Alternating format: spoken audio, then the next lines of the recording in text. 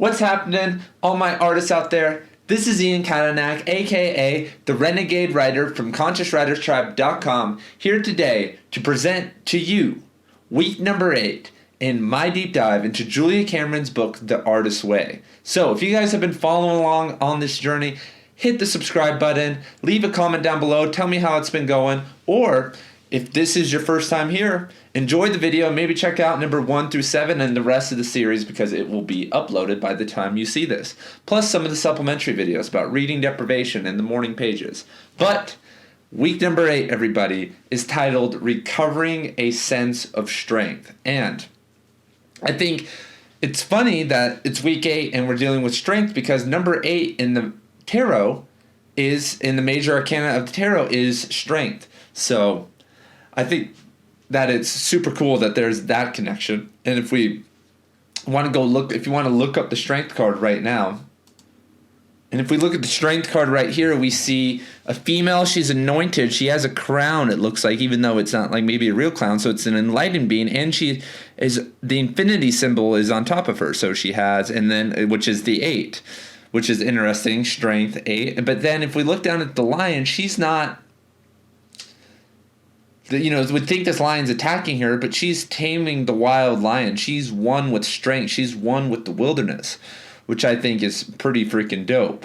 But that is just a side note for everybody. I actually am going to be starting a series called Literature and Tarot, or Writing and Tarot, pretty soon. So once again, by the time you see this, you'll probably be able to look up that if you're interested in the tarot. Check that out. But week number 8, recovering a sense of strength. The first thing that she talks about here is survival, and artistic survival. And it hurts when people talk shit. Like, even on this YouTube channel, I've had more trolls than I would even know was possible with only having like 2,000 people viewing it up till this point. And just saying the most random shit ever. Same on my Instagram channel. Just people coming in saying, it could be anything. It could be well-intentioned, but there is a way around that, everybody. And I'm talking about the third solution. There is the way where you could ignore it or respond to everything, or you could just totally opt out of all criticism that you don't want. And then you might be like, whoa, how are we supposed to get better? In 2021, you can self-publish. And if you assemble a group of people around you then who are positive, then they can tell you in a positive way if your work sucks, if this isn't good, if this isn't right. There is an elegant way to tell you that this piece of art is garbage. And you can have friends who can do that for you. But you don't need to see any comments, any up-down votes, or anything else that you don't want. If you can't handle that, if you're not ready for that, if you don't have a plan, or just throws you off, like sometimes it throws me off a lot, then you can skip all that. And I would actually recommend skipping that until you're too big to skip it. Like, why would you? There's this whole thing about fan engagement, and we talked about this last week. You don't need to do that. And we have a quote a quote from the text is, teachers, editors, mentors are often authority figures or parent figures for a young artist. And that's what it turns into. And I have an anecdotal story that just happened. I know a guy, and he's helping out this kid. He's not really a kid anymore, but they met each other when like the kid was in high school, and this guy was like one of his martial art teachers. And this kid had, we'll call him John. That's not his real name. John comes from a very religious family. He isn't affiliated with this religious family, with religion. But his parents basically are saying, if you're not going to be religious, we're going to throw you out of the house. So when he turns like 17, 18-ish, he gets thrown out of the house because he doesn't want to be a part of this religion. And my friend, we'll call him Rob. Rob takes John in. And Rob, is helping John out. Rob pays for John's school. And John, is doing great. But the problem, though, is that Rob suddenly became an authority figure for someone who didn't need another authority figure in their life. And it happened in a different way because Rob lets John do whatever. Rob lets John have girls over and do whatever drugs he wants and live a certain way. But he put Rob on this certain path, like you need to do this, this, and this and get this job because it's easy and I could hook you up and like help you. And that's what it turned into. And suddenly he became the authority figure. And John is now in a mental asylum because of all this religious trauma and then being too constrained in this other part of his life. This is just one of many stories. I'm sure you have stories like this where someone leaves their family, leaves their religion, and gets in a bad relationship, enters into a weird other religion, or enters into workaholism, working too much. Like, there's a lot of different avenues of escape. And you want to make sure when you move out of an authority situation that you don't move into another authoritative situation. And teachers are often blocked. If you in the public education system, there's a few gems, but 99% of the time, they're not gems. Editors are working to push out products they think can sell. They want to turn your writing into something more publishable, not more creative. Mentors, they all have their own grand design for you. They all can see things that you can't see, and they think that's okay. But sometimes you need to go through those mistakes. So it's good to take guidance, but anyone that's over authoritative, just bail out. Like, you don't need to do that. And that gets to another thing that she talks about is the ivory power, which is academia. And I'll just say it right now. For most people, for 99% of people, academia is not good. And for artists, MFA programs, creative writing programs are a fucking joke. And I'll tell you why. The main reason they are is it's because they provide artists money for not doing anything. There's no incentive for them to do anything. I did a creative writing program. I know a lot of people.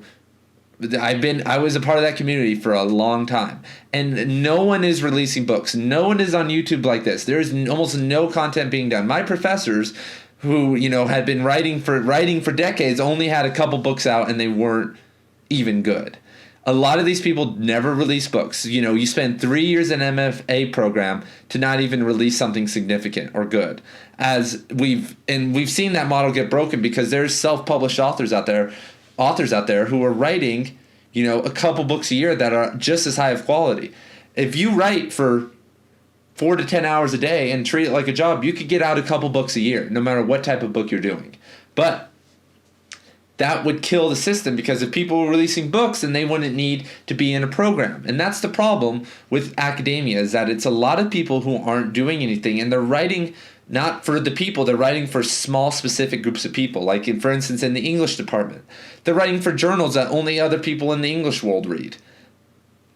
Other academics. There's no emphasis on the people. When you are an artist of the people, this is Conscious Writers Tribe, everybody. Welcome. We write for the people. We write to change the world. And only if you are going to go into an academic environment, and I'm assuming you're going because, one, for employment, or two, because your parents have pressured you into it, you need to go for certain professors, and you need to go hard. For instance, when I went, I really took seriously talking to my professors, because I was like, for instance, one of my professors is a top Hemingway scholar in the world. This guy runs the Hemingway conference, like the main Hemingway conference. He's written books about Hemingway.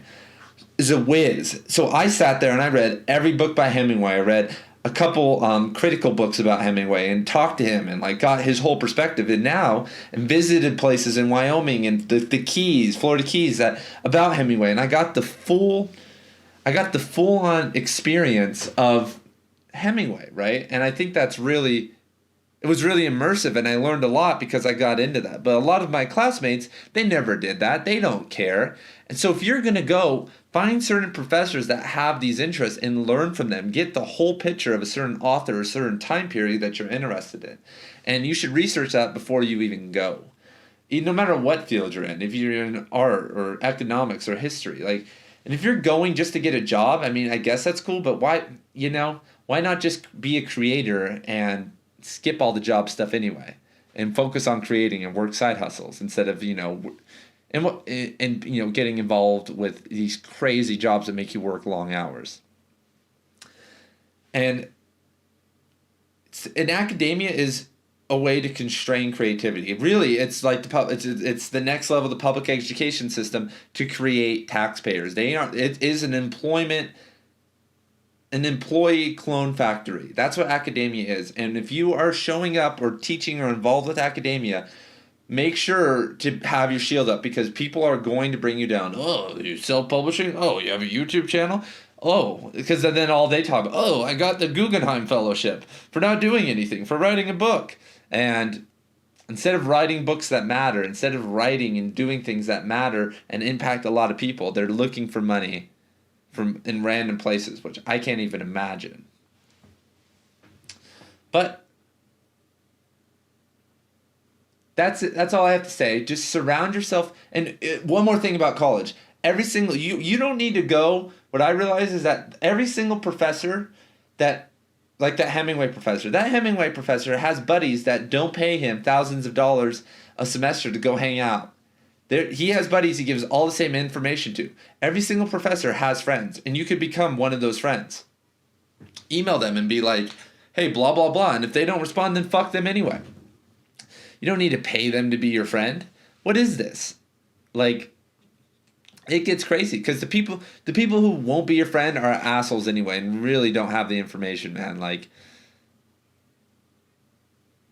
I know it. Like I had this a prominent Chaucer and Tolkien scholar, like one of the top in the world, who was my professor, and just a pretentious asshole, man. Like total block of creativity. So the next part, and I would like to expand upon that I really liked about this chapter, is gain disguised as loss. And we are all going to take hits. And no matter what you do, there's going to be the bad comments. There's going to be lulls. There's going to be problems. There's going to be relationship problems. There's going to be problems all along the way. But the main thing that you need to do is to figure out what small actions you need to take after one of these losses. And on my wall right here, I have 5 different actions I like to do. Walks in the desert, meditating, reading, taking a bath, and yoga. And then, maybe listen to an album while stoned or something. See, those are ways that I can make I know that if I go and do those things, even just one, I will feel a million times better, and then suddenly I will rebound and be at a better place I was than before I did those. So whatever that happens, you need to have a program. For instance, like if I get a dumb comment, I listen to a song and I'm like, yeah, and I rev myself back up. And you need to have these things in place because they are going to happen. And if you're unprepared, then you don't know how you're going to react. And it could throw you off for a long time. Some people stay blocked for years. If you're reading this, it's some of these stories in here, people are gone for years. They don't do anything for years, which is really sad. And speaking of years, is that one of the things that is really sad that she also talks about is the age and time question, man. That a lot of people think they're too old to start something. You never need to worry about age because there is no expectation. It doesn't matter if you're going to be Toni Morrison or something. And speaking of Toni Morrison, when did Toni Morrison start writing?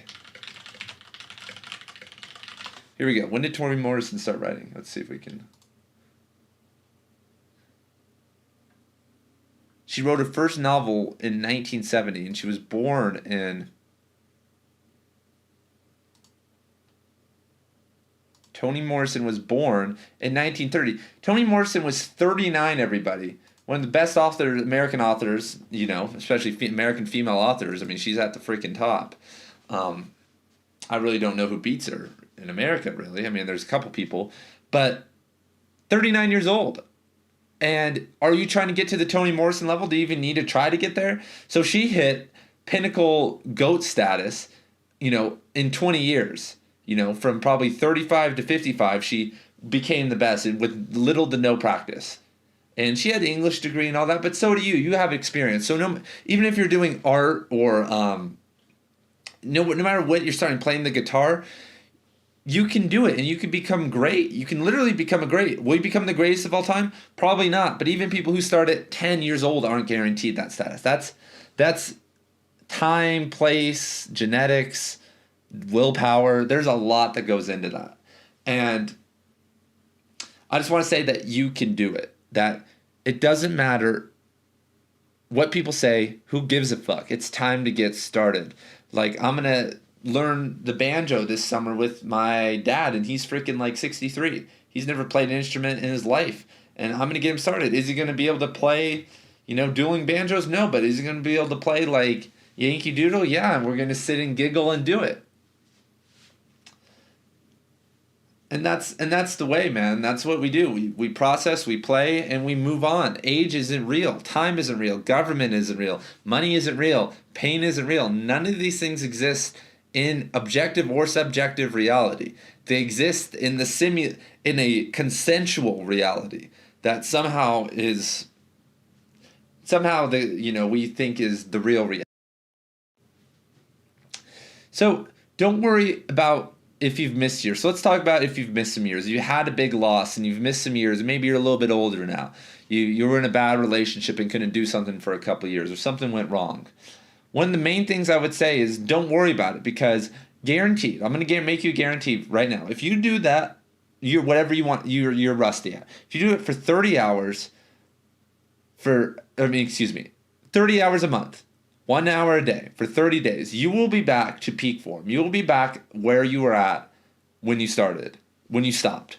You will be back, if not already better, depending on your skill level and what we're talking about here. In 30 days, you will be back. That doesn't seem like that big of a sacrifice. 1 month to get back to where you were. So if you are still sitting in that land saying, man, I can't get back, what am I going to do? I haven't written or wrote or drew or sung, played this instrument, gave this type of speech in such a long time, don't worry about it. You can do it. You just have to put a little bit of time in. And it can be doodles. It can be something that's so simple, just playing around. Not something that you'll never release. Like, you can even tell yourself, I'm not even going to release any of this. Like, what can I do? And it's fun, and it's a good time, and it helps you get out some of that energy. Don't live a shadow life, everybody. Do something every day. Video games, TV, social media, and other distractions are meant to throw you off.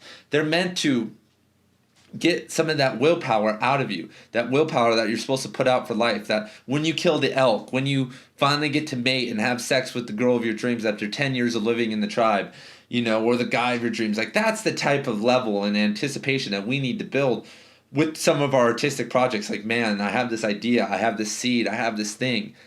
Video games, TV, social media, dumb people, bad food, that stuff sucks that willpower out of you, and you need to keep that within you. Right there within your heart. And if you lose that, man, it's over. I'm sorry if you lose that. But one of the main ways we lose that is through living our shadow life. And Julia Cameron's term is called filling the form. And filling the form is taking a small action every single day. And I really enjoyed some of the affirmations that that are provided. I am a talented person. I have a right to be an artist. I am a good person and a good artist. Creativity is a blessing I accept. A lot of these affirmations, man, we haven't talked about these affirmations in a couple weeks, but people freaking don't take these seriously. But these are important for artistic recovery, because you've been told the opposite your whole life. And saying them out loud right now, like, I now allow myself to heal. Once again, if you are new, God, higher energy, your highest self maybe can't get inside your head. Sometimes the only way to guarantee something is heard by the universe or by yourself is to say it out loud. To write it down, especially write it, say it, think it, feel it, live it. There it is, everybody. Write it, think it, say it, feel it, live it. That is the method, everybody. That has been the method. That will always be the method. And we have to calibrate ourselves. And these affirmations right here, I will share my creativity more openly. Think if you live by that motto for a month, what you could get done. Instead of sitting in artistic anorexia, you could make your life great again. So, everybody, strength, tenacity, fortitude. That's what we're trying to recover here, because in this chapter, it really talked about academia, which kills your strength. It talked about, once again, people talking shit and being too old and falling off the horse. Those things require strength. It's hard. It's not going to be easy. But at the end of the day, it starts with just the small things. It starts with one workout. If you are flimsy, if you feel like you don't have any gut in you and you feel like you're too emotional, then start lifting weights. Start doing kettlebells. YogaForAuthors.com, everybody. It is coming very soon. By the time you hear this, 99% of you, it will already have been out. And there'll be kettlebell classes. There'll be everything you need to build up that fortitude, to be ready, because we are training. This right here is my dojo. And then when I go into the world with my published work, I'm there to defend it because I know it can change the world. Books about nonviolence, not no YA bullshit, books that are nonviolent, books that preach nonviolence, that talk about unity and love and getting rid of hierarchical structures.